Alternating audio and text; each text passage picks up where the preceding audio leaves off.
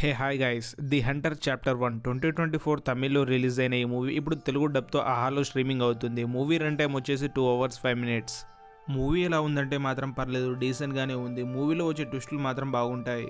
స్టోరీలోకి వెళ్తే ఒక కిల్లర్ అమ్మాయి బాడీలోని పార్ట్లను వేరు చేసి పోలీస్ స్టేషన్ దగ్గర పడేస్తాడు. అయితే కిల్లర్ ఎందుకని ఇలా చేశాడు? అలాగే హీరో మూవీలో ఫేషియల్ రీక్రియేటివ్ ఆర్టిస్ట్గా యాక్ట్ చేస్తాడు. అంటే గుర్తుపట్టలేని శవాల ముఖాలని కూడా తన ఫోటో గీసి ఇవ్వగలడు. తనను పోలీసులు ఇలా వాడుకున్నారు. అలాగే చనిపోయిన హీరో భార్య బాడీతో కిల్లర్ ఎందుకని ఇంటిమేట్ అవుతాడు?